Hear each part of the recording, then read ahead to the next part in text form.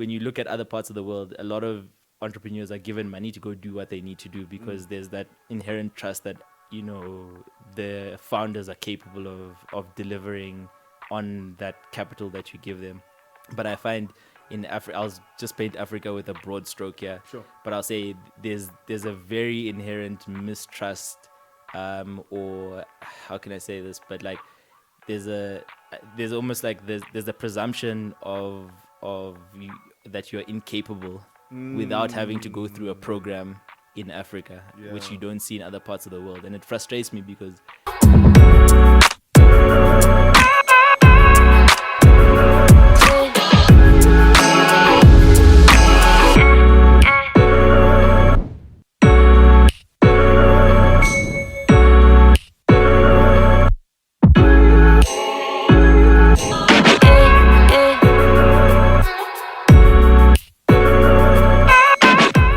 So yeah, let me actually begin. Yeah, Thanks perfect. again, Beki, on a Friday. Yeah. Like, I don't know how you do. You like saying yes, Friday at 6. Nah, bro, I'm always keen to have a conversation and chat. So yeah, like definitely. Thanks for having me as well. So, No, yeah, thank you for being on the show. I really enjoy actually having, new guests that have new ideas around business and that are actually trailblazing in South Africa. And I think you are. Just based on the research that I've done. So let me begin with my first question. Yeah. Just tell me about yourself, your journey into entrepreneurship, and how did your mother actually inspire you to be an entrepreneur? Yeah, so the weird thing is it's actually my mom who actually kind of is the motivation behind, a lot of the work that I do and stuff. Sure. And I think it's just because, when I was growing up, she was always the one who was at home. My dad worked, I grew up in Botswana, in Gaborone, and I'm originally from Zim though, but we moved there when I was 1. Okay. So we moved there when I was 1, and she was always that person who was at home, and I, from the time I was young, my mom, she used to make curtains and sell curtains. She used to make drapes for the couches and things like that. At one point, she sold clothes. Like my mom was always just doing stuff. Making money in the house. Like regardless of what the financial situation was at home, she was always just doing something. And I think on some level, you kind of connect with that as a kid. You're like, actually, there's something about that freedom of being able to work from home, work your own hours.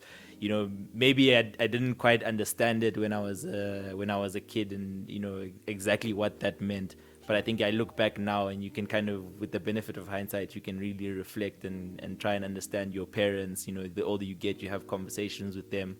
Why did you not work? All these things that come up. And I think that kind of gave me the motivation. So I mean, even after finishing university and stuff like that, I always knew that for me, my plan was that I was always going to work no more than 6 years. Sure. And my plan was that after 6 years, I'm definitely going to start something, regardless of whatever it is. I'm just going to start, And just on that, sorry, I always like to jump around. Yeah. But 6 years seems very specific. Why 6 years? So it was weird because I finished uni when I was 24. Okay. Yeah. So I was 23. So then I was about to turn 24, and I was like, when I hit 30, that's my goals. That at that point, I actually want to be a fully fledged entrepreneur. And I think sometimes you don't realize, even the little side hustle nyana where some guy comes to you with something and you buy and sell and you make 1,000 rand. That in itself was me being an entrepreneur. But you don't really give yourself that credit, at the time, because you've still got your 9-to-5 job. But you want to be that Steve Jobs who's running his own business. Yeah. You know what I mean? But you think about it, even just the act of buying something, buying for cheap and selling it for more. You're still an entrepreneur. And some things I made $1,000. Other things you make 500, but you still did something. You know what I mean? And it just kind of keeps that entrepreneurial muscle going, and that And mindset.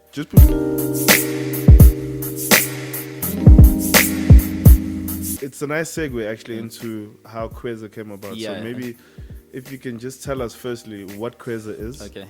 And then also how the idea came about. My understanding is that obviously you and your co-founders met at Mist. Mist, yeah, Yes. in Ghana, yeah. But yeah, if you can Yeah. just take us through that journey, Okay. it's very exciting. Also, the name as well, Yeah. like why Kweza? What does it mean to the Yeah. people that don't understand Oh, as okay, well? cool. Yeah. Yeah. So yeah, we basically we all met in Ghana through a program called MEST, so the Meltwater Entrepreneurial School of Technology, and it's basically like the best way to describe it is a 1-year postgraduate kind of fellowship, if you look at it that way. Basically, they bring 50 entrepreneurs from around the continent to Accra. Where the head office is, and you spend the year there. And the huge focus of MEST is kind of teaching people technology, business, and communication skills in order to build businesses that you pitch at the end of the year, and you either get a yes or a no answer for seed funding for the business. Okay. Yeah, so we met through that program, and we kind of, I think a lot of teams formed through the program, very differently. Some people formed around specific ideas. I think the four of us, myself, Kelvin, Ropa, and Gloria, we were just very good friends to begin with, and I think we had a very good working. I don't know what's the word, like working. We had very similar working styles, and Sure. we tended And to you work played quite well. Yeah. off each other's strengths, Exactly, Okay. yeah. And I think so for us, we put kind of team first, and then we went looking for problems to solve, yeah. And then I think we, with Africa being as big as there's, like, informal retail in Africa is probably the largest sector if you exclude things like mining and stuff, and it affects the most households in Africa, so. Sure. 90% of all households in Africa currently of businesses in Africa are still informal. And it varies from country to country. But for example, South Africa is only 40%, Kenya is 70%, Angola I think is 60%, Ghana, Nigeria are still sitting around 90%. Oh, wow. And weirdly enough, South Africa's market at 40% is still the highest, in terms of dollar value. Oh, wow. Yeah, on the continent. So it just shows how much spending power you have Within here, the informal sector. Yes. Wow. So yeah, one of the problems we identified with informal retailers is that they pay a premium for their products largely due to the fact that they don't have price visibility and a lack of buying power. So basically, we built Kweza as a platform to solve these problems by basically giving them mobile application that allows them to order their stock and then receive delivery within 24 hours at the best available price. Yeah, so that's basically what Kweza is in a nutshell. A last mile distribution platform for informal retailers. Yeah. And so let me just understand this. I mean, you in Mist, Yeah. and you have these great co-founders, Yeah. that you guys are just getting along Yeah. with. Coming up with the idea, right, for the last mile, as you've just described, like, how did you come up with that from? How can I put it? You can have 1,000 ideas, were you throwing ideas on the wall, or were you like, which is the biggest problem to solve? I mean, just take me through the ideation phase, like, how did you land on this final business? So we started, they call the period where you form companies, and then it's a 3-month period, the last 3 months that you had missed. We started off doing something completely different in HR. Okay. And the first month, so basically the first month, it's a short sprint for the first month. Okay. Then they tell you, like, look, this is an idea that we might potentially fund, or you're kind of just not in the right park, the right ballpark. So we started off with an idea which was based around school education. Okay. So helping, how could we help children across the continent actually finance their education? So I think it was quite tough. Eventually, like, when we pitched the idea, we pitched the idea. They said no. Yeah. So then we then moved into something around HR and employee engagement. Again, they said no. Jeez. So literally, we went back to the drawing board twice, and then eventually we kind of, like, it took a little bit of introspection, but we went back to something we knew, right? So 'cause Okay. Calvin's parents, they used to own, they call Spaza shops in Kenya. They call them dukas. So his parents had a duka in Nairobi. Sure. Some of Gloria's families also run dukas in Tanzania as well. So, and obviously I've worked within the kind of retail and logistics space, Ropa herself has worked with a lot of small businesses because her background was working with Yoko in the Yoko team. Okay. So yeah, I think it just, I think with our skill set and what we knew, I think we decided, like these businesses impact so many households, across the continent, over 10 million households. So it's a really massive problem to solve, one, but it's also a very difficult problem to solve. Yeah. So I thought, so we just like decided, we're going to jump into this. And I You think guys just like problems, huh? yeah. Yeah. Yeah. And I mean, at the end of the day, it's like is it going to motivate you to get up in the morning, right? And I think, it's been quite a journey since then. But yeah, the whole ideation phase kind of centered around that. Then, I mean, beyond that, even just once you identify, okay, these are the people you want to solve for, it was then about doing market research, about what problems do they actually have, what are you going to do. So our solution looked very different at different times until we actually settled into what Kweza is today. Yeah.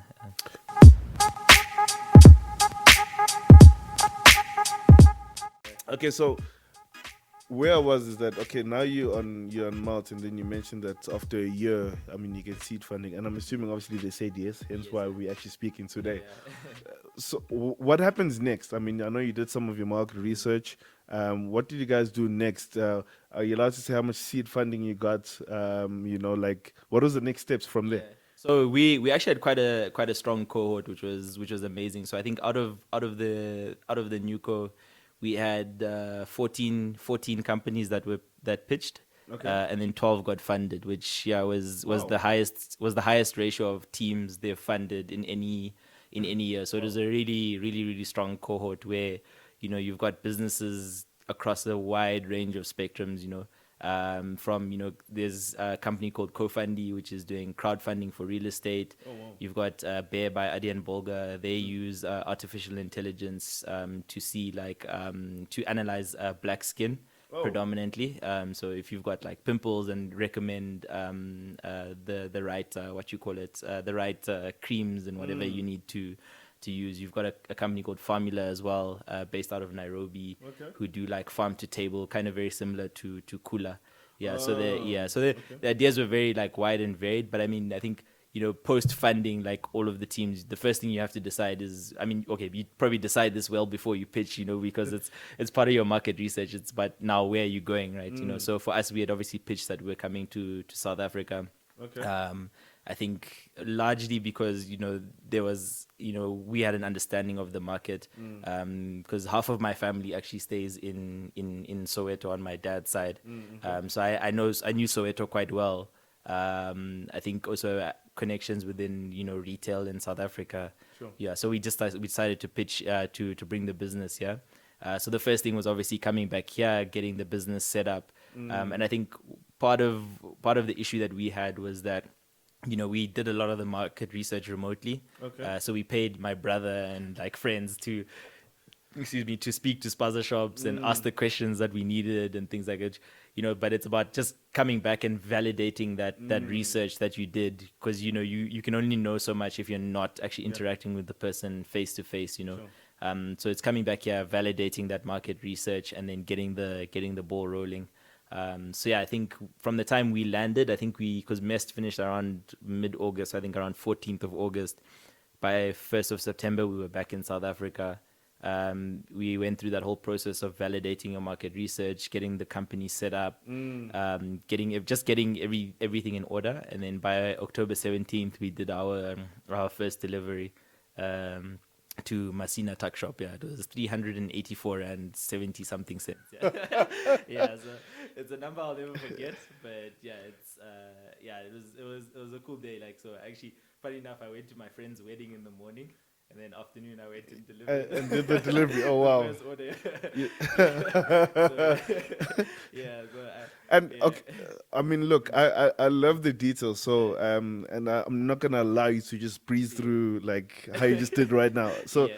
let's first go like to the market research. I mean, not to discuss all the questions you asked, but what type of questions were you asking the Spaza shop owners? Because what I want to find out from this is if you're a new player, there's and my understanding of Casinomics is that it operates on a high level of trust. You Yes, you yeah. should be from the community. Yeah. Like we should know you, and we need to make sure you're not from the government, trying to do X and Y and Z. So just tell me about some of the questions maybe you would have asked to see if there's a problem. Yeah. So I think the biggest thing, and you hit the nail on the head, is that, especially with Spaza shops, trust is the biggest barrier that you confront before you've even pitched your business, your solution, your opportunity, whatever it is that you're doing. There's just this barrier of trust, and part of it is driven, by high levels of crime and all these things. They're like, why are you asking these questions? It's a lot of that, So I think it's just kind of, what the approach that we took is that, at the end of the day, the people in front of you are still human, right? And I think you really have to see them as human. I think the environment that they grew up in, back home, wherever they came from, whether, it's the Ethiopian Spaza shop owners, Somali Spaza shop owners, or even if it's a local South African Spaza shop owner, some of the environments they grew up in were not easy. Like, for example, one of our Spaza shop owners, Baba Bongani, he grew up in KZN, moved to Soweto. His dad used to work on the mines and all these things. So I think for us, the first port of call was always trying to understand them, and you build a relationship with them. And maybe that's like 5 or 10 minutes of conversations, who I am, whatnot. But then after that, it's like, you know what, I'm here to just also ask you a few questions. I hope you don't mind. Like, if you don't want to answer me, you really don't have to answer me. But, I just wanted to find out, your products, where do you stock them from? How much are you stocking? What is your biggest challenge? Because I think, and also with the questions, try keep them as open-ended as possible without leading the person on, because but we found sometimes it can be, and it's something that we all do subconsciously when we do market research, is that there's certain answers that we want to hear. So we kind of lead people towards or steer them towards those answers, But I think asking questions like, what are your biggest challenges? If you could change one thing about your business, what would it be? Just open-ended questions that really allow them to kind of express their feelings in their own way. And then it's your job then to, if someone rambles on for 20 minutes, it's your job to go into that whatever that person said and find, the actual problem and the nugget that you need to then build your solution around. Yeah. Fair enough. And so I think that's the approach that we took, So yeah. And whilst we're just still on market research, and I mean, I'm asking these questions, especially like for any entrepreneur who's going to start, something like how much, and I do believe market research is a continuous process, but when you're starting out, like how much is enough? Like what I mean by that is, do you speak to 10 Spaza stores, or is it 20? When do you say, I think we got something here, and then you go back and you design something? Yeah, so I think it's always that age old question. I think you always need to first start by how big your market is, right? Okay. Yeah, because I think if you are, for example, let's say aerobotics, right? The guys who do the AI with the drones and stuff. If you are that kind of company, you probably deliver a service that's very high value to a limited group of people in South Africa. So there may be 100 wine farms in South Africa. But if you talk to 10 of them, you'll probably get the insights you need to be able to deliver as a reasonable solution. But for us, there are 130,000 Spaza shops in South Africa. So for us, your sample size kind of is relative to the size of the market that you want to deliver to. And I think we spoke to about 150 to 200 Spaza shops over the course of like 2 weeks. Just to get that. And then I think you start to see common answers. I think once you start to see common answers and common threads in the feedback that you're getting and stuff, then you can start to build your solution. And then from there, it's just build, measure, learn, right? It's like build something, take it back to them, measure it learn from the mistakes, and then iterate. And I think that's kind of the approach we did. So even our first, the first, I think, 10 orders before our app and all of these other things were ready. It was a price list. We dropped off, guys ticked off what they wanted. We went and did the order, came back with the slip in paper, and it's like, okay, you see that, okay, a price list worked for them. So your app then needs to be very similar to the price list that they see on paper. Because a lot of even the people that we service, they're not very tech savvy and all of this. So yeah, I think for all entrepreneurs, I would encourage, do the market research, but start building as soon as possible. And I think, there's a very big, and I sometimes I always laugh when, sometimes people confuse what an MVP is, right? Sure. Like a minimum viable product is literally the thing that you need to be able to deliver the service or the solution that you want, right? So for us, it was a paper that people were ticking, and they would give us the paper. We would go stock, come back, and then deliver the stock. And that was our MVP, right? So like I think it's just trying to get to that MVP as soon as possible, and then build your UI, your UX, whatever it is, build it around that MVP. Start by slowly building on top of that. Yeah. And just on that, I mean, geez, you've jumped ahead because I was going to ask you about the MVP. Sorry. So I'm glad. No, I'm actually glad. Yeah. So then from the MVP, I mean, which was a very manual process, Yeah. which I guess even your user interface design was to accommodate them with the customer Yeah. in mind first, not to make it fancy like Yeah. maybe you wanted to in your head. How long did it take from going from a whole manual process, which is obviously not scalable, to the app? Yeah. Like how long did it take to build that and then to introduce it to them? Yeah, so we when we pitched, we had an MVP, an app that was kind of in MVP form, but we didn't take that to the customers because again, we felt like that was us imposing what we thought the app should look like, right? So we basically used the first month to get the information and data around, okay, what should our MVP really look like for the customers? But I think if I'm not mistaken, by November, that's when we had our first delivery done completely via the app. So yeah, and that's probably all Calvin's doing. Yeah, he's a bit of a tech wizard. But yeah, I think it took us about a month or so, just over a month by the end of November, a month and a half, I'd say, to actually get from the piece of paper to the app. But it's a little bit skewed because obviously we had been building the basic building blocks of the app, whilst we were at Mest and in Nuco and things like that. Okay. But yeah, I would say sometimes, and also depends on how complicated your app is, but yeah, I think from MVP to like kind of final product which you're deploying into the wild, probably can vary from a month to 3 months, just depending on how sophisticated your product is. So yeah. And I always love this question. I mean, and you briefly touched on it when you said you still remember the first sale. Yeah. 379. I Yeah, think, 384. Yeah. 384, yes. Yeah.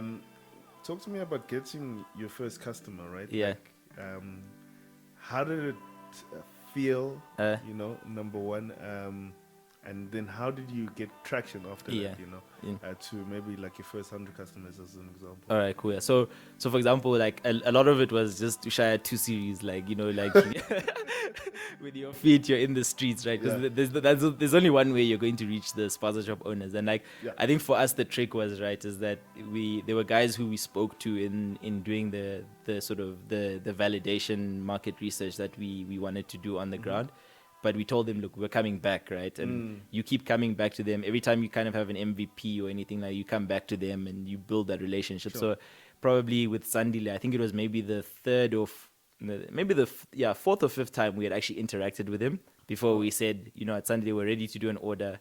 We're just going to do it by paper now, right? And then he ticked the paper in, and then then the next time we came back with like, okay, well, the paper we kind of see, so this is kind of the interface for the app that we want, right? How do you think this will work and things like that?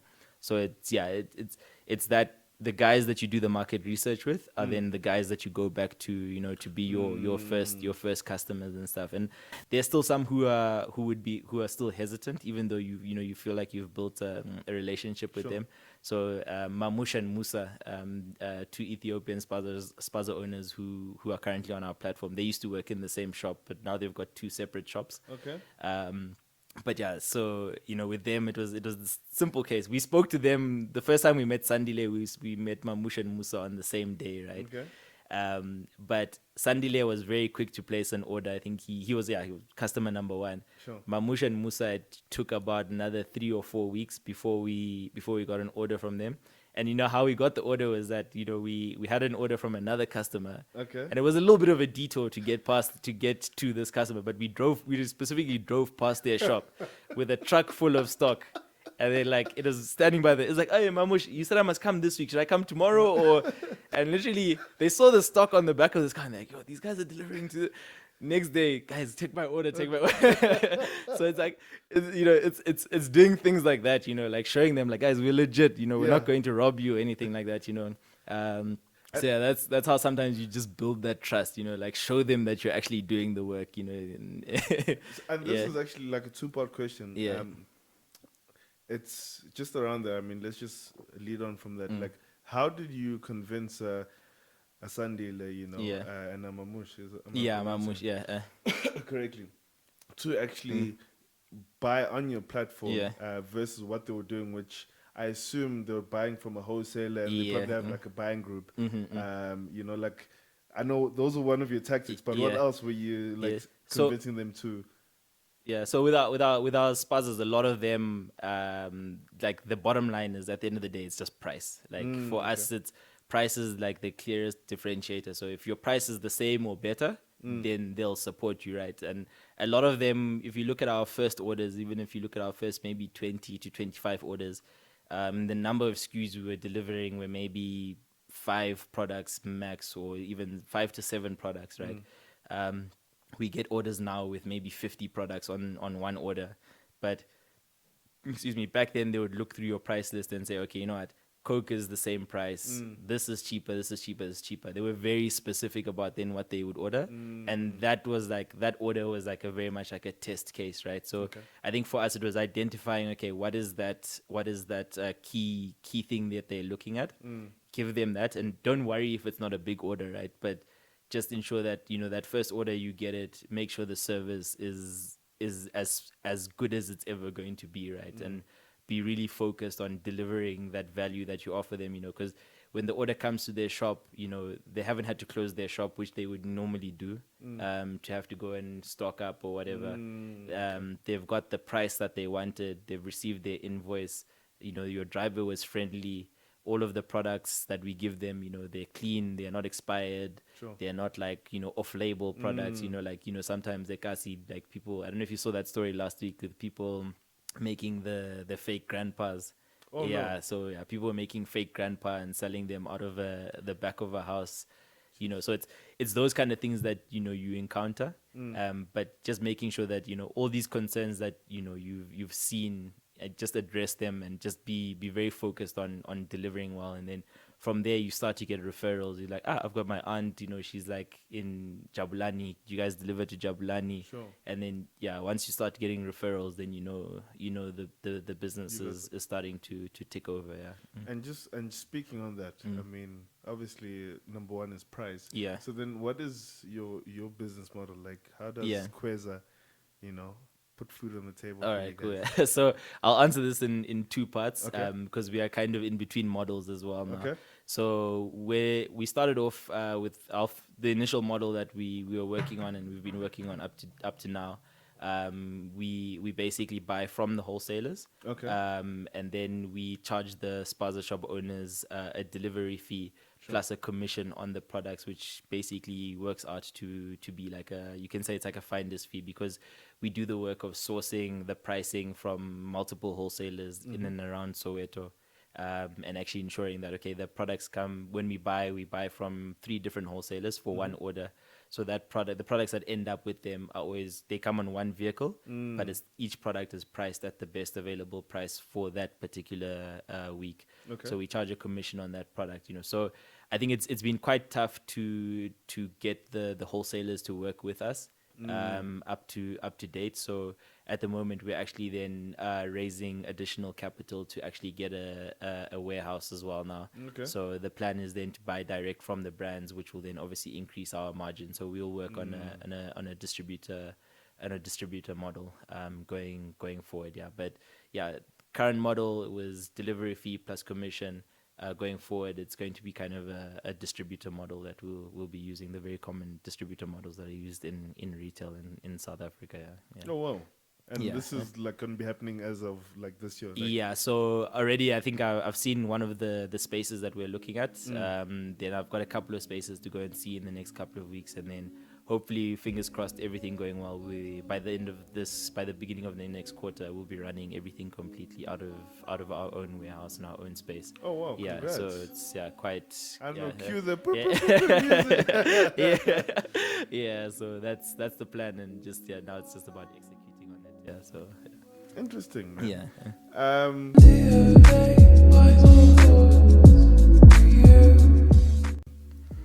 talk to me just briefly about funding, right? Yeah. I've seen entrepreneurs have this. What's this word I'm looking for?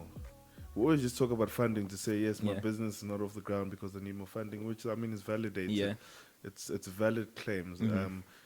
How did you guys like go out the starting gate? Did you have some, an angel investor, as they call it, to help with that? Yeah, so I think we were in that very fortunate position that, when we started the business, we then got funding. So the nice thing about the MESS program is that as soon as you come out the gate, you get $100,000 in equity funding.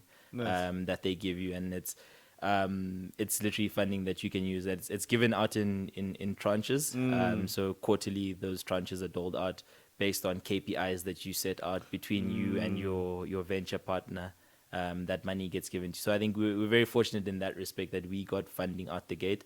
But yeah, I definitely understand, and I definitely know. Look, there's some businesses which you definitely cannot build to a certain level without funding. And I think also I think that's why their businesses, even if you can start it whilst you're working, it's even better. Like, because as much of your own money that you can use to start that business, the better. Sure. Because the moment you start to put investors on your cap table, the less equity that you have down the road. So I think it's a very valid and genuine concern. And I think when you compare South Africa's funding landscape, to other parts of the world, one of the things that I've noticed is one, capital is probably not as abundant in South Africa as we like to think it is, especially for entrepreneurs. And I think part of that is that the risk appetite of investors in South Africa, I think, is far less than what you see in other parts of even just Africa, but in America and stuff. I think you can never really compare America to anywhere else in the world because there's just an abundance of capital there. But I think the risk appetite here is kind of far less. And then I don't know if, for example, government money moves fast enough to meet the needs of entrepreneurs in South Africa. You know what I mean? So and I don't think the objectives are necessarily aligned sometimes. And I think that's probably areas that we probably need to address in South Africa, and like how can you empower or enable entrepreneurs in such a way that you de-risk the money that you're going to give them, right? And I think some of that I think is work that some organizations are doing, but I think more can be done in that respect. And just a proviso on that as well. Like, I'm not saying every person who's going to invest in entrepreneurs must now have a program before they, because I also think as well, like, I've got very strong opinions on this, and that, like, when you look at other parts of the world, a lot of entrepreneurs are given money to go do what they need to do because there's that inherent trust that the founders are capable of delivering on that capital that you give them. But I find in Africa, I'll just paint Africa with a broad stroke here, but I'll say there's a very inherent mistrust, or how can I say this, but like there's almost like there's a presumption of that you're incapable without having to go through a program in Africa, which you don't see in other parts of the world. And it frustrates me because the continent is full of very, very capable people. But I think the thing that happens is that, you're not doing a good enough job selecting those entrepreneurs, not necessarily that the entrepreneurs are not capable, I think. And I think that's the issue that we have a little bit more in Africa. Look, before I'm getting excited because I'd love to talk about funding, which will be another podcast episode. But just being respectful of your time, I do want to chat around the challenges you face. When I was reading up and watching some videos on Kweza, I know some of the challenges, and I don't want to steal too much thunder away from you, is when you're coming back to do like your research and talk, was the xenophobic attacks that were happening in South Africa, and one of the challenges you face. But currently, in 2021, if we had to bucket the challenges, what are your biggest, and I'll bucket this in two ways. Number one, with your customers, like, what's the biggest challenges you face with Spaza shops? And then also number two, let me just go to like your delivery networks. Yeah. Like, do you face some challenges with your delivery partners? Okay. And if there's actually even a third bucket of Mhm. challenges that you might face and want to talk about. All right, cool. So I'll actually start with the delivery partners that Sure. we have, because I think one of the things we've been really fortunate about is that we kept the number of delivery partners that we have very limited. So it's allowed us to really work very closely with them. And I think at the moment, if I'm not mistaken, we've done close to 3.5 million, I think, in gross order volume. Whoa. So in terms of orders, but in terms of theft, damages, and stock, our current wastage is sitting at something like 0.5% or something like that. Yeah. So like our drivers very very capable, and I think 0.5% is yeah, well, it's just yeah, for listeners, that's yeah. very good, Yeah, right? yeah, especially in retail, right? Like Yes, it's I yeah, was about to it's say the way you yeah, like you're yeah, concerned about yeah, that. That's very good. yeah. Okay. So we're sitting like we've been very fortunate in that respect, and part of it is that we chose drivers who are locals in Soweto. They know Soweto like the back of their hand. They know areas to avoid. They know. There are also some drivers who have been delivering to Spaza shops for years and years, so from that respect, I think it's really helped us, and I can't say we've really had any challenges, apart from every now and again, before we had built our driver app and things like that. You still have you have an issue where a driver goes to the wrong shop because Sure. it's not Bafana in Orlando, it's the Bafana in Dobsonville, Sure. so so it's those kind of things that sometimes you deal with, and then you have to fix the issue and things Yeah. like that. But yeah, I think we've been very fortunate from that side. I think the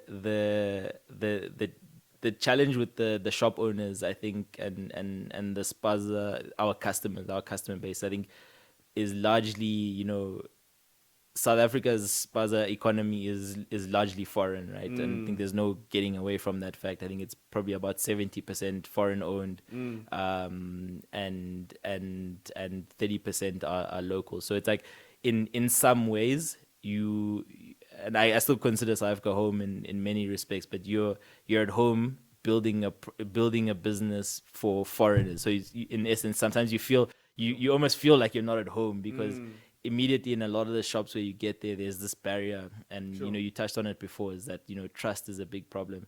And just anecdotally speaking, right, like I think the Somali community tends to be very guarded and closed off. I think the Ethiopians are more open and friendly.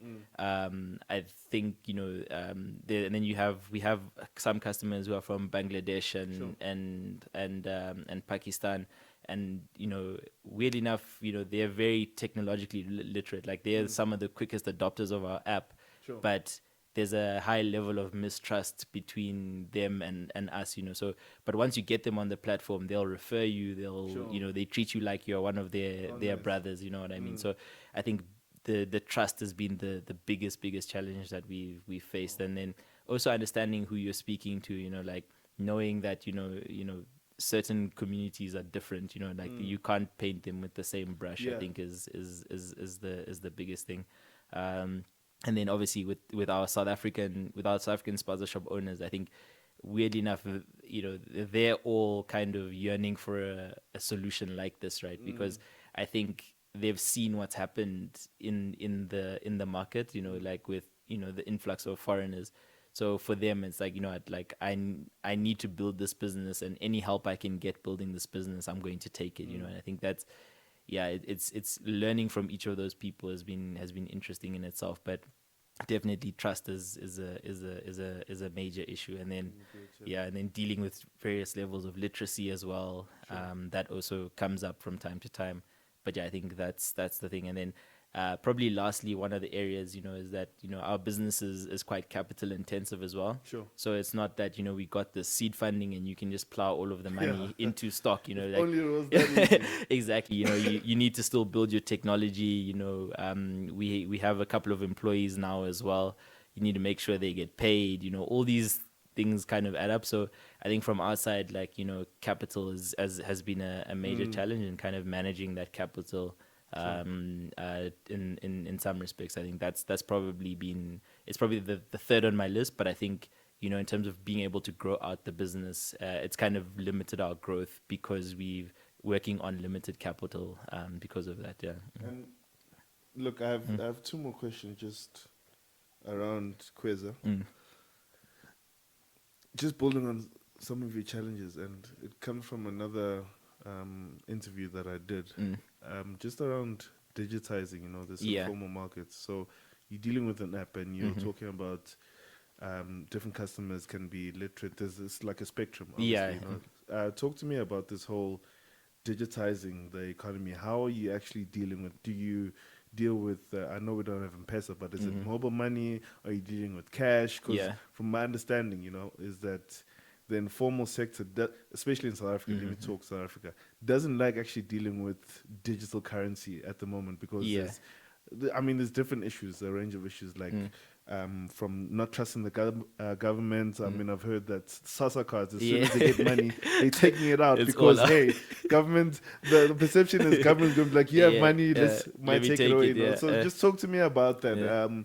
Since you've been on the ground, and things that we might not actually necessarily see or know. Yeah. So one of the things is I think, like I mentioned earlier, like just in terms of retail, retail still constitutes 40% of the market is still very much informal, and that market is hugely driven by cash. I don't think we've adopted mobile money here as well as other parts of the continent.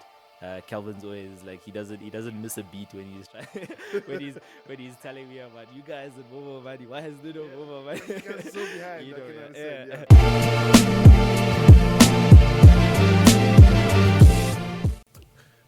I wanted to just chat around your direct competitors, right? I know there's Shopit, Zande, and Vulega.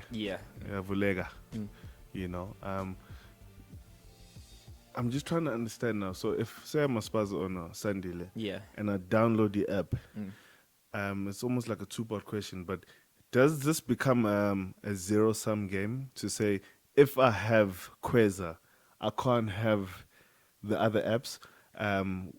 So if you can answer that first, So I don't necessarily think so, and I think probably what will end up happening in our market specifically is that there'll be 2 to 3 competitors that I think will survive, because I definitely think the market is big enough to accommodate more than one player. Okay. And I think that's across the board, like across the continent. I think the market is definitely big enough for multiple players in the industry. I think what it will boil down to is what's the value you're offering, or what's the value that each of these businesses in the market are offering, whether it's us, Zande, Vuleka, or Shopit, right? Like what's core to their value offering, and how do they deliver the service to the customers? And the one place where I kind of liken it to is that even if you look at the informal retail space, they're the guys who do digital vending of products, so like buy airtime and you get the slip, you recharge,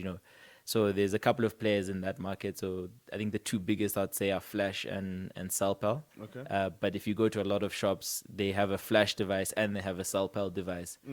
So when Cellpal's not working, I use Flash, or for when this is not working, I use the other one. So I think in the same way that we as consumers, we go to Pick n Pay, ShopRite, Spar, Woolworths, I think the same kind of approach will kind of prevail with the Spaza shop owners, I think. And the reason why I was asking this is something Seth Godin actually speaks about. It's just the race to the bottom, right? Yeah. And the way I was looking at it is like, if I have an Uber and a Bolt, or Uber Eats and Mr. D, is that you end up shopping on price, like who's going to offer the biggest discount. So exactly. Now it starts to become race to the bottom. Kweza is 20% now, and then Vulega is 30%. So I was just trying to.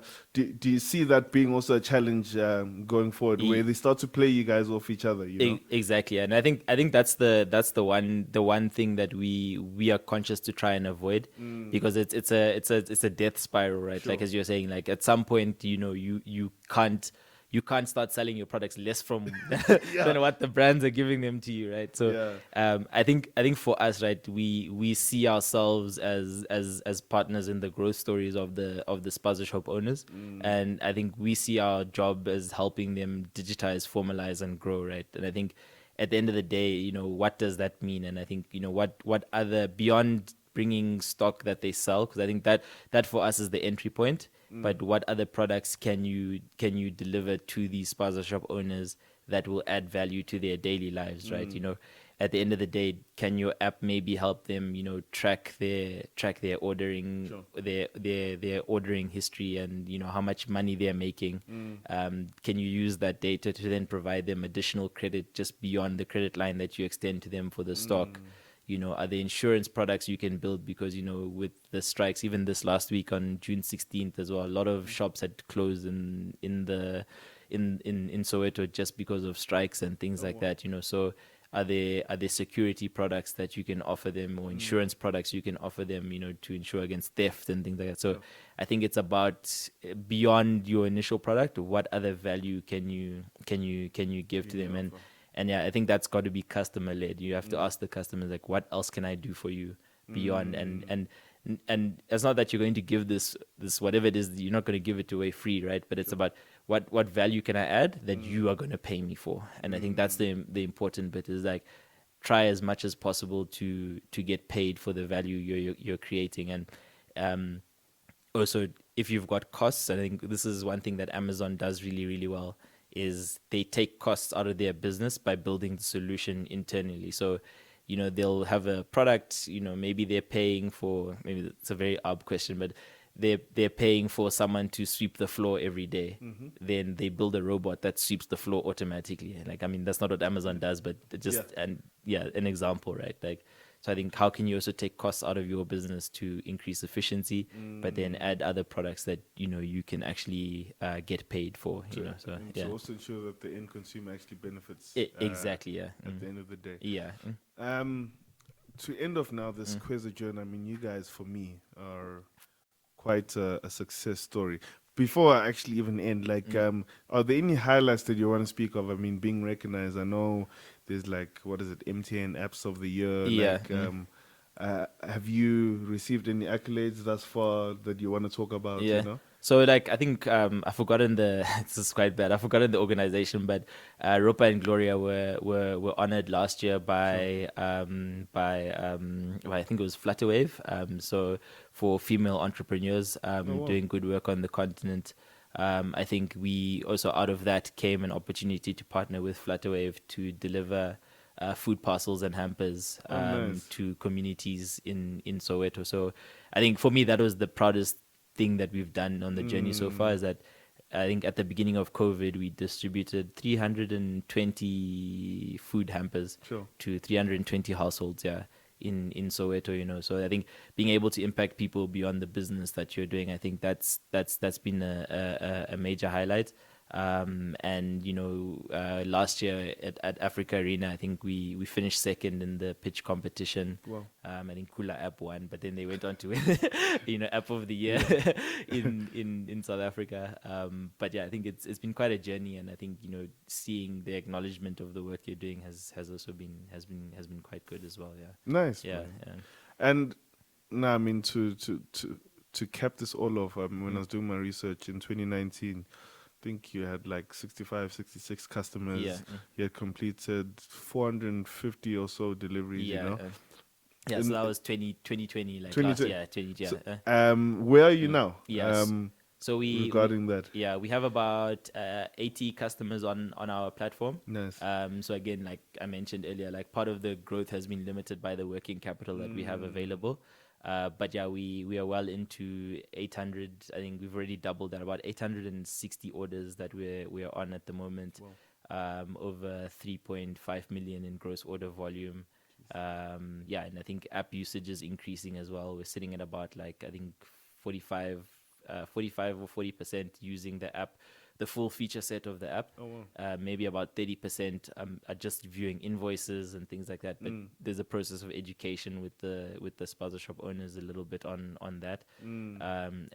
So I think it's slowly but surely starting to see the fruits of the work that we have to put in, especially with the informal economy. I think it's probably not as easy to build a technology solution as other markets, Sure. And I think it's definitely a hard problem to solve, but I think to be honest, I'm happy and I'm proud of the way our team has executed on our proposal or our value proposition, if I can put it that way. Nice. Yeah.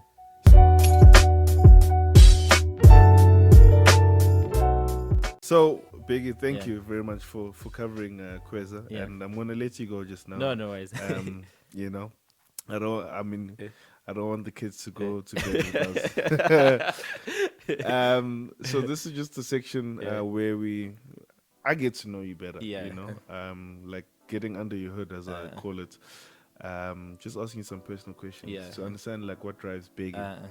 And again, look, this will be related maybe to around business, but it's just a few questions. My first question being, Beki, what would you say the genre of your life is? Whether it's a music genre or a movie genre? I would, to be honest, I'd actually say it's sport, because like I think throughout my life, there's no escaping the role that sport has played in my life. So I think even when I try and look at the things that have happened to me and along the way, a lot of them I kind of associate them with sporting events or, you know, the way things pan out, you know, like last minute winners, you know, those kind of things, like, you know. So I think if there was any genre I'd probably associate my life with, it would be sport. And I think it's just because it's a very common theme. I mean, in primary school, I was lucky. I went to school where, you know, in 1 year I played softball, cricket, tennis, did swimming. You know, you did athletics as well. You just did like, you know, soccer as well. So like that's 6 sports in 1 year.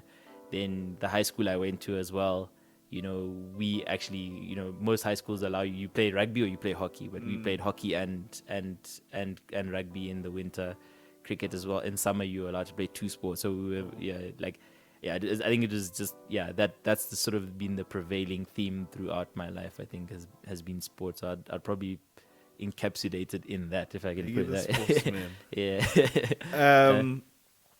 Second question, I mean, you have a team, you have a lovely team. I mean, how you've described them, and also from like the research that I've done, and I'm assuming you obviously play off each other's strengths, you know. What would you say your superpower is in business, you know?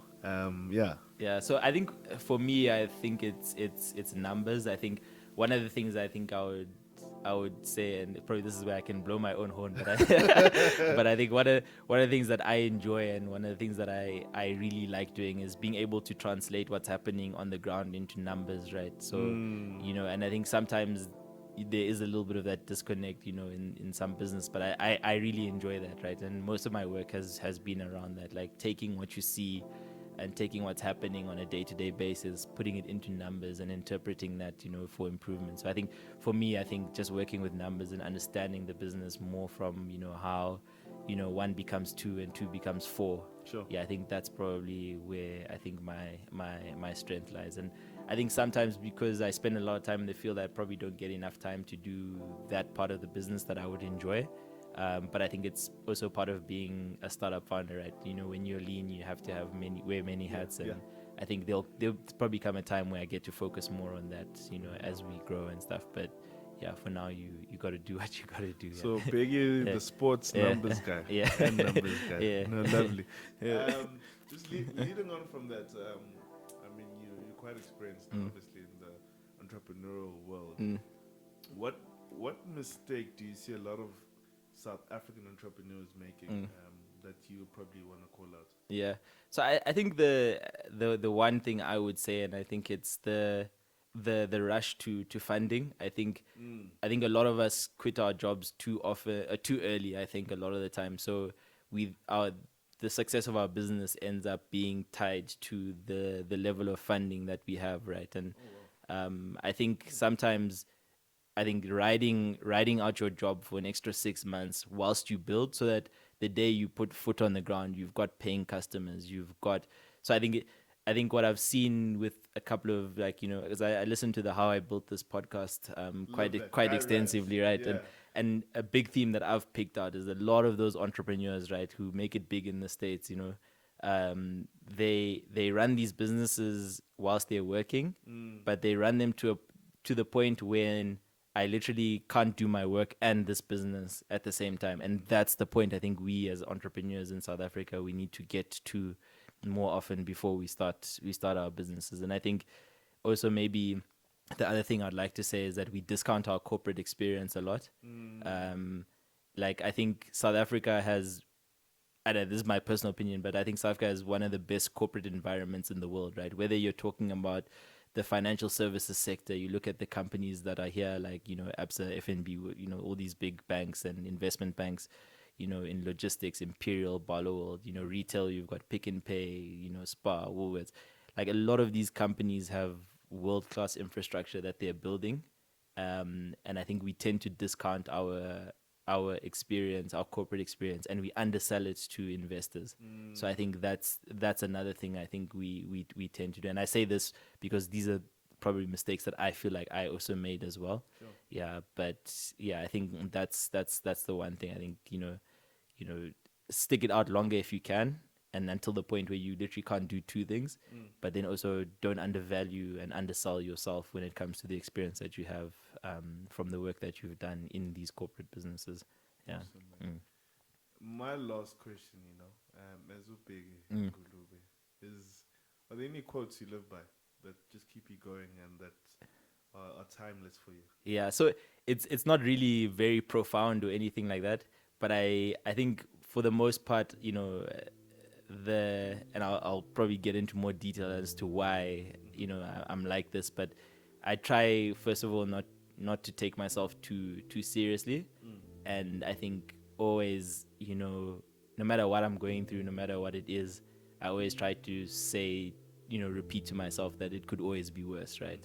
And I think that kind of stems from, so when I was 12, finishing primary school, I got burnt, right? So it was 17% burns on my chest, my arms, my neck, face, everything. And it was like those green electric boxes you find outside. Yes. Yeah, I was walking past one of those. We were actually playing a game in our complex where we stayed. I actually don't even remember the game, weirdly enough, but I think it was sardines or something. But we were playing this game. I walked past and I ran towards the box. I leant against it, and the lid wasn't tightened on properly. The lid fell inside, and then the box exploded in my face. Right. So, kind of from that moment, you kind of, when doctors and people are telling you how lucky you are, the biggest stroke of luck I had at that point in time is that, when the lid fell inside that box. So in this is how it was explained to me. Like in most countries, they have what they call bus bars, which usually they put at the bottom of the boxes. But this box had the bus bars on the top, so it landed, so it bridged, and it caused the short, which is what caused the explosion, right? So the biggest point of luck that I had is that when that thing fell inside and the box exploded, I wasn't still holding onto the box, because I would have been electrocuted and that would have been me gone, right? The second stroke of luck I had was that when the box exploded, I didn't breathe in, because a lot of what happens with, the hot gases and things like that is that you have this explosion, there's hot gas, hot air, you breathe it in, and then you get internal burns in your lungs, and things, and then you get water in your lungs. So you basically, it's not the burns that kills you, but you get water on the lungs and you drown from the inside, and that's what kills a lot of, burn victims and things like that, especially electrical burns. So those are like just two very like it was one moment in my life where I had two massive strokes of luck, right? Sure. And just going through the recovery process and, what that meant, I think one thing I've tried to appreciate my life that I have. I think I probably don't tell them this enough, is like, my parents as well, and family and everyone, like the role that they played in making sure that like I got better and I recovered. I still have the file at home, and like of all my medical bills, all the doctor's files, and like in that file, there's just like so there's a bill and it just says a stamp unpaid, and I'm just thinking to my dad had medical aid from the company he was working with, right?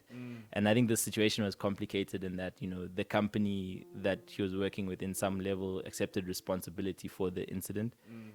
People always ask why you didn't sue and whatnot, but this company educated me, like they did a lot, and I didn't really see the value in going through all of that whole process. But yeah, I think you realize going through all of this, even with the medical aid and stuff like that. I got airlifted from Gabs to Pretoria. I think after 3 months, yeah, because some of my burns were not healing properly, so I had to do skin grafts in Pretoria. Before I walked into the hospital, they wanted 50,000 rand, like just upfront, right? And now my dad had to go to the company. They gave him the 50 grand. Then it's the bills, but like the amount of work, and I can just imagine the amount. Like I'm an adult now, right? And the amount of work and stress that they went through and stuff, just seeing their kid in hospital and going through all of this, the amount of pain that I felt, things that I went through. I think at the end of the day, right, you've got one life to live the best life you can. But yeah, just don't take yourself too seriously and understand that it can always be worse. And yeah, as much as you can, try and impact every single person that you meet, because yeah, tomorrow I might not see you, right? So yeah, so try and leave a positive impression with whoever you meet. So those are probably you left three. a very positive impression with me, man. What a story! Thank you for sharing that. No, thanks. It takes a lot to, be there vulnerable, and thank you. Jeez, I have no words actually. I do, firstly, want to thank you for sharing the journey on Kweza. I really believe you guys are the next big thing, and I'll be watching very closely, rooting for you from the sidelines. If I even open up a Spaza shop outside myself. No, thanks. We'll be there for you. So thank you for sharing that, and I do wish you and your co-founders very well in this journey, this crazy journey, and I do hope to see you expand into Africa. And also thank you for sharing your story. Thanks. Sharing your genre of life, being sporty, being the nicest guy, and also your quote, in terms of it could always be worse. I think that's something I'm gonna really take on. It could actually always be worse. As you've actually described. So thank you, Beki, for being on the show and sharing your journey. No, thanks for having me as well. I think it was great conversation, and yeah, hope to be back here someday again. Oh, no, cool. You're bigger, it's fine. Watch the space. Yeah. Cool. No, thanks, Mnot.